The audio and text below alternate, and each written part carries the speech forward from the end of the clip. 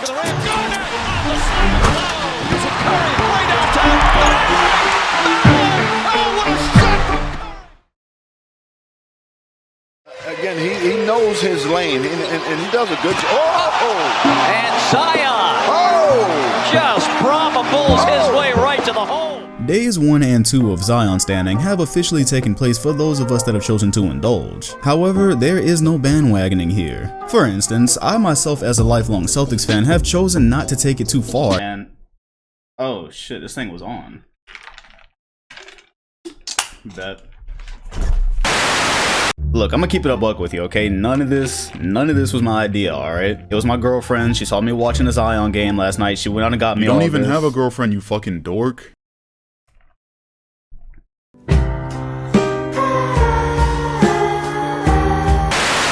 Alright, see, all these details y'all are concerning yourself with, like imaginary girlfriends and my loyalty to a team, it's irrelevant to the video. It's irrelevant. We're here to break down what we've seen from Zion Williamson on the floor so far. Not to take anything too seriously from preseason, just breaking down what we've seen. And after watching live and then rewatching, I think we should break it down to his finishing, playmaking and gravity, his transition play, and his quote-unquote spacing. You'll see what I mean when we get there.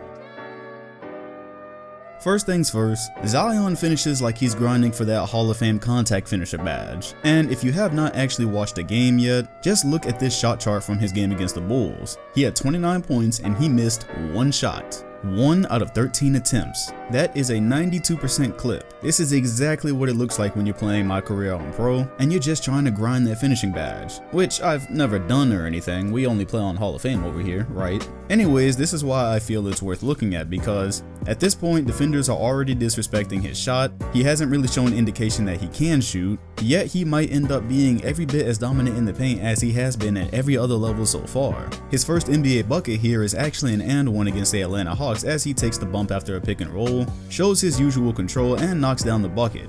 Check out the finesse on this finish as he gets up and around Alex Len. We'll talk about the defense that allowed this to happen in the spacing section, but as far as finishing skills, this is just downright impressive. He does not always need to go over the top of somebody or dunk it. This is pure hang time, and then a very soft touch at the end. On this fast break, I get the sense that Zach LaVine wanted to foul Zion here. You'd 100% rather him get to the free throw line as opposed to a thunderous dunk. And even with him having clearly affected the shot here, Zion is able to regather in midair and get the easy two. At around 6'6" with a whopping 284 pounds, what might be even more impressive than his finishing is how he actually gets to the rim when he has to create. Check out these two plays as he's able to use his ball handling to create the opportunity, and even with defense crowding him, there's simply nobody big or strong enough to stop him once he's got a head of steam and once he's found a lane. This is Chicago Bulls defense, but mind you that his size and strength have always been an advantage down low, and it's probably not going to stop at this level. Cool, we know Zion can finish. It's the one way he really scores right now. Let's look at what these defenses were doing during these preseason games and what defenses may continue to do throughout the season, which makes it so easy for him to create. Zion Williamson cannot shoot a basketball. Yes, Bobby on NBA Twitter, we hear you. We're going to hear you after every time he puts up 30 without a jump shot this year. But he also knows where to be on the floor and what to do when he's at that space on the floor. And because of that, so far he has shown a great ability to take advantage of how defenses are playing him when he's on the perimeter and when he doesn't have the ball. When you're watching Pelican games this year, watch Zion when he's not on the ball. On this play, he's standing in the corner. He's totally useless there and his defender knows it. As a matter of fact, he knows it so well, he's damn near in the paint. Zion decides to do what he's done many a times in just these 2 preseason games and curls right into an extremely soft spot in the defense, which is created by 2 factors. A, there's nobody on him on the perimeter so he's free to move, and B, this is just a great set. Okafor dived off the pick here, and with Alex Len looking at Lonzo Ball, the defender closest to the paint was forced to come inside, and look at that, Zion is able to take one dribble into the paint and get that finesse finish we were talking about. It was actually a decent recovery by Alex Len, but Zion is just that good around the rim. This time is Zion Williamson receiving the screen, and Lauri Markkanen is again very close to the paint. No need to be on Zion while he's on the perimeter, but the trade-off for that is these curls. He's going to be able to get his feet in the paint as he does here and use his finishing ability. By the time Markkanen recovers, Zion is already where he wants to be and is able to put on a simple move to again get a pretty finesseful finish. Finesseful, that's not a word. But with Zion's entrance into the league, it is now. Pretty much the same exact set here. Okafor screens for Zion in the corner. The defender is so far off of him that Zion can get exactly where he wants. This screen was much more effective than the one that was set on Lauri Markkanen, so Zion is actually able to take a dribble into the paint, and anytime you see something like this happen, get ready for a poster. He merely chose to spare this guy. So I have a feeling I don't really need to break any more footage down and what I mean by spacing. Zion does not space the floor, but the space that defenders give him, he simply chooses to use against them. If you want to play off Zion, that's cool, but he can still come off of a screen, or he can just use the soft spot created by somebody else getting screened, and he's going to be able to walk right into the paint. Now again, yes, this is just the Bulls and Hawks defense, but mainly I wanted to show his IQ here, which demonstrates that he is just not some giant non-shooting athletic forward. He knows where to be on the floor. He knows how to take advantage of what right now is a weakness. And kind of like how giving Giannis and Ben Simmons space during the regular season never really mattered much because they could just use that space to charge up to the rim, it's kind of the same philosophy, just off ball. As the great Chris Move would say, you sag off, your swag's off. I think Zion may have been undersold as a playmaker, as in the 2 games he's played so far, he's already made some great passes leading to buckets. Right here, the Bulls defense was just total trash. Otto Porter somehow forgot where Lonzo Ball was, but props to Zion for being able to see this, being able to put the touch on this pass needed, and once again, guy sagging off on him, he doesn't even have anyone to contend with. This is just a simple pass, partly helped by the defense sagging off. The Atlanta Hawks defense here completely loses track of where Zion is on the floor, and he's able to catch it down low where he likes it, but instead of going up against the much taller Alex Len, he actually throws the pass around him. Very simple yet nice and effective wraparound pass to Okafor for the easy 2. Zion uses everything in his arsenal for this next one. Nobody matched up with him on the perimeter? Check. Strength, size, and speed to get good position in the paint? Check. But instead of just putting up an arid shot, look what he's got here. Because he's such a threat in the paint, he's got 4 eyes on him down here, and Otto Porter has ceased to chase his man to the perimeter. Zion is able to make this read and pass out of air. It doesn't sail out of bounds, it's right on target and leads to the 3.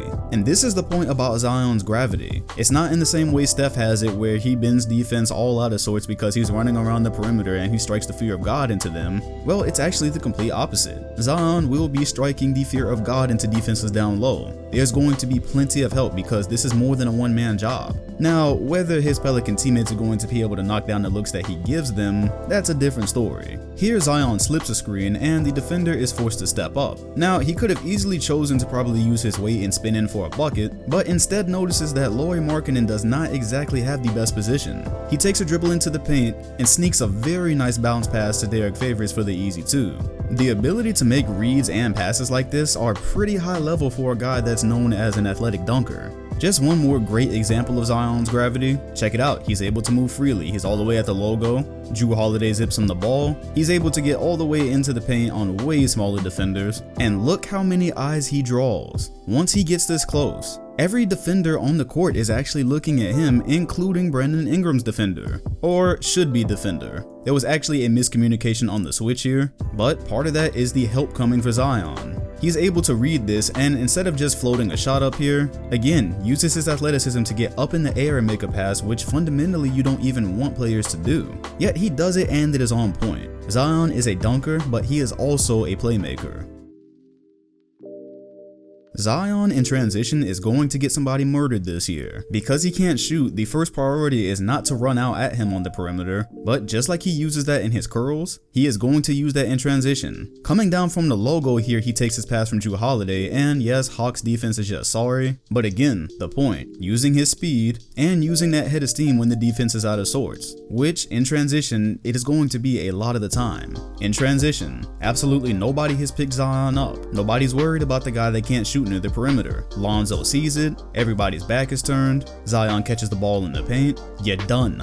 The best thing about transition is that a lot of the times there is only going to be one-line of defense for Zion. One line of defense means he gets to just go in his bag and do whatever he needs to do to finish like he does here. This pass I pointed out to you earlier was actually done out of transition. Again, the IQ. Slipping the screen was a great idea in this situation because the defense wasn't even set up already, and it was a very easy way to get into the soft spots. I'm really not going to insult your intelligence anymore by talking about Zion Williamson in transition. You know it's dangerous, I know it. As the President of the United States always says, everybody knows it. I'm not sure who is going to be wanting to stand in front of him to take a charge. I'm not sure who's going to be wanting to stand in front of him when he has a full head of steam and it's just them back. Even if there's more than one defender and they're both focused on stopping him, that leaves wide open perimeter shots. Now, because the Pelicans are going to have to prove that they can actually shoot, I assume you're going to see those attempts in transition, but to be honest, once he gets going, it's 2 points, the easy way or the hard way. So as far as his weaknesses go so far, watch him off the ball on defense. He acknowledged it after the Bulls game last night, and if you watched it, you see that it's pretty horrendous right now. He seems to often lose track of his man or just what's going on in general. His lack of defensive awareness will create a lot of soft spots in the Pelicans defense because he might miss a switch, he might miss a rotation,